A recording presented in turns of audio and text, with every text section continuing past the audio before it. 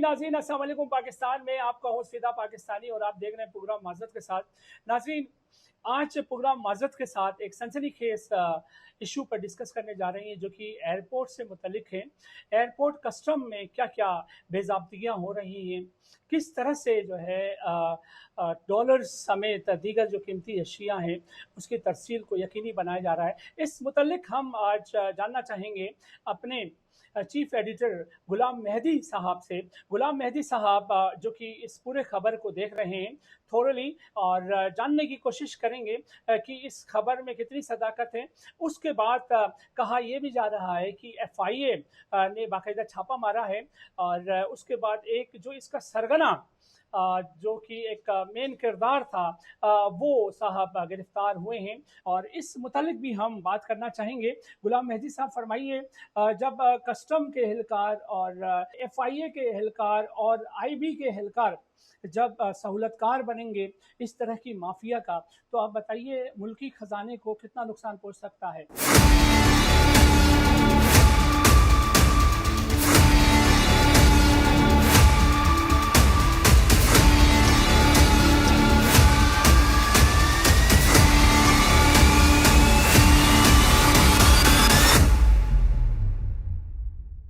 बिल्कुल फिदा भाई, आपने सही कहा कि वॉइस ऑफ कराची खबर पर FIA का एक्शन एक खुशाइन बात है। पाकिस्तान की मुल्की ख़जाने को रोज़ाना की बुनियाद पर इन खेपियों की जानिब से नुकसान पहुँचाया जा रहा है और ज़राए में बताते हैं कि गिरफ़्तार होने वाला मास्टरमाइंड का जो मोबाइल फ़ोन है वो फोरेंसिक के लिए भेज दिया गया है और मज़ीद गिरफ़्तारियाँ मुतवक्किल हैं। अच्छा, ये फरमाइए सर, जो मुबैना तौर पे गिरफ्तारी अमल में लाई गई है, जो मेन किरदार उसका नाम कुछ सामने आया हो?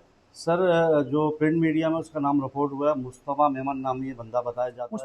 मुस्तफ़ा मेमन और गुज़श्ता 15 साल से ये हवाला हुंडी का काम कर रहा है। इसके साथ जो किरदार बताए जाते हैं, आसिफ मामा, खुर्रम और एक काशिफ नाम बताया जा रहा है, जो गवादर से कराची के रास्ते फोन्स iPhone 13, 14 और ड्रोन कैमरे स्मगल करते हैं और ये गवादर से कराची में इनके मुख्तलिफ गोदाम्स हैं, फार्म हाउसेस हैं, वहाँ ला के ये सामान करोड़ों रुपए का डंप करते हैं और उसके बाद फैमिलीज़ के थ्रू सदर इलेक्ट्रॉनिक्स मार्केट में डिलीवरी दी जाती है।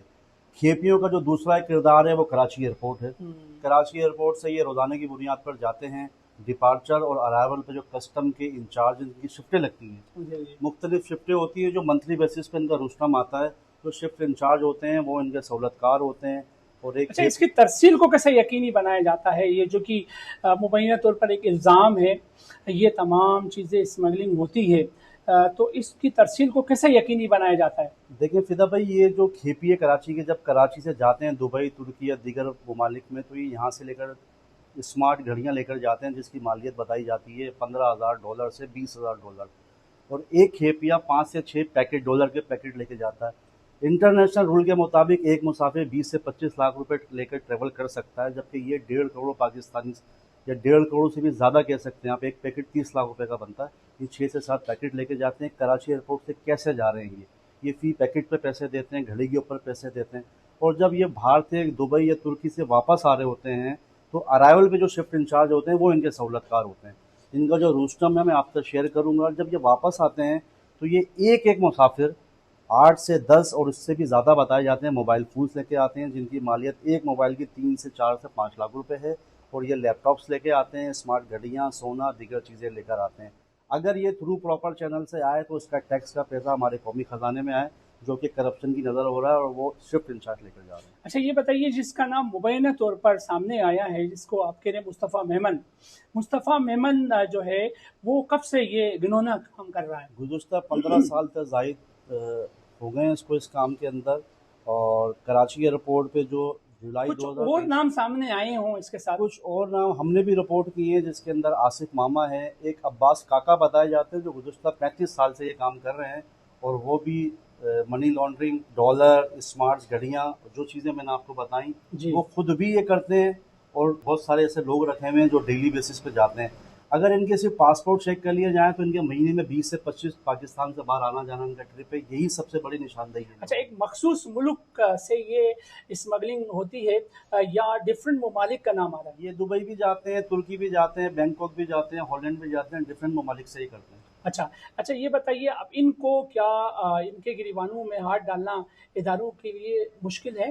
सर हम तो निशानदेही कर रहे हैं और मुसलसल करते रहेंगे, और हमें तो बाकायदा धमकी, हमें फ़ोन भी रिसीव हो गया है। जो इनका एक पूरा सिस्टम है, माफिया ही है, हुँ, और ये कौमी ख़जाने को रोज़ाने की बुनियाद पे लाखों का नहीं, करोड़ों का नहीं, अरबों रुपए का जो है नुकसान पहुँचा रहे हैं। हुँ। और इन्हीं किरदारों की वजह से डॉलर कहाँ पहुँच गया है, महंगाई कहाँ पहुँच गई है, 20-25 करोड़ आवाम अफेक्ट होती है इन जैसे गैर कानूनी काम करने की अच्छा वजह अब से। ये बताइए वज़ीर आज़म पाकिस्तान और जिस सूबे में हम रह रहे हैं, सूबे सिंध के वज़ीर आला और गवर्नर जो कि एक वफाकी नुमाइंदा होता है, क्या ये इस खबर से वाकिफ़ होंगे या इनकी नज़र से ये चीज़ें ओझल होंगी? देखें, अफ़सोस की बात तो ये है, इसमें बहुत सारे खेपी ऐसे हैं जो सरकारी मुलाज़मीन बताए जाते हैं। कोई अच्छा, केएमसी का, कोई वाटर बोर्ड का, कोई पुलिस डिपार्टमेंट का भी बताया जाता है, जो इस काम में लगे हुए हैं।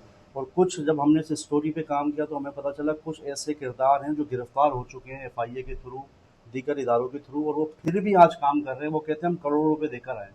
अच्छा, तो ये एक सवालिया निशान करोड़ों रुपए मतलब रिश्वत देकर आए। देकर आए, और उसके बावजूद वो आज भी काम कर रहे अब ये बताइए सर जिस तरह से 2 इदारों का नाम आ रहा है एफआईए और आईबी, ये 2 जो इदारे हैं हमारी कौम के एक किस्म के समझ लें करते-धरते इदारे हैं। जब ये इदारे जो है मुबैना तौर पर इन माफियाज़ की सरपरस्ती करेंगे, तो ये बताइए कौम का क्या होगा? हैं। सर ये 2 इदारे तो एफआईए तो फिर इन एक्शन है, गिरफ्तारियाँ कर भी रही है। इसमें जो मेन किरदार है वो कस्टम का है। अच्छा, आई आईबी का भी नाम आ रहा है आईबी का इसमें। नाम आ रहा है, लेकिन जो मेन किरदार शिफ्ट इंचार्ज है वो कस्टम के लोग हैं। हाल ही में कराची एयरपोर्ट पे कस्टम की और आईबी की एएनएफ की लड़ाई हुई। एक खेपिया दानिश बिहारी जो औरंगी टोन का रहने वाला है, और वो रूटीन से अपना जा रहा था, जिस पे इनका आपस में झगड़ा हुआ। उसकी वीडियो नेशनल टीवी पे, सोशल मीडिया पे भी चली, और एक खबर चली, बताया वो एक खेपिया था और वो हिस्से का फड्डा था।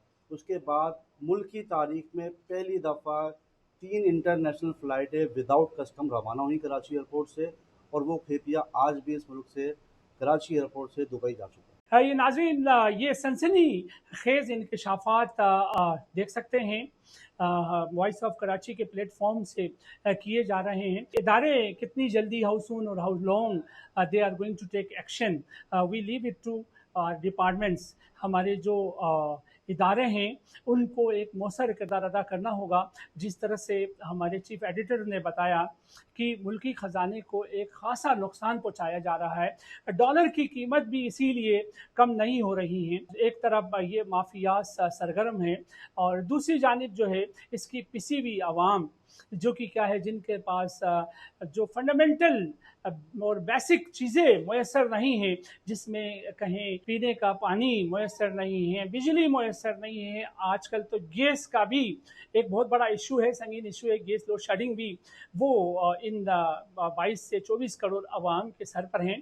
ये तमाम चीज़ों को जो इस मुल्क की दौड़ संभाले हुए जिन इदारों ने और हमारे जो सियासी जो लीडरान हैं उन्हें भी सर जोड़ कर बैठना होगा और जिनका नाम आ रहा है जिस जिस इदारे के जो लोग अफराद यहाँ पर हैं अफसरान उनके खिलाफ एक तकड़ा एक्शन लेना होगा।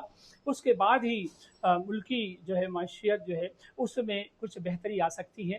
इसके साथ एक और इंकशाफ जो कि वो भी सनसनी खेज़ हैं वो भी इंशाल्लाह नेक्स्ट प्रोग्राम में वॉइस ऑफ कराची के प्लेटफॉर्म से मिलने जा रहा है। वो है ड्रोन के हवाले से, ड्रोन कैमरे के ज़रिए किस तरह से क्या क्या चीज़ें जो है वो तरसील की जा रही है। इसके साथ अपने मेज़बान फ़िदा पाकिस्तानी को इजाज़त दें और आप देखते रहें वॉइस ऑफ कराची।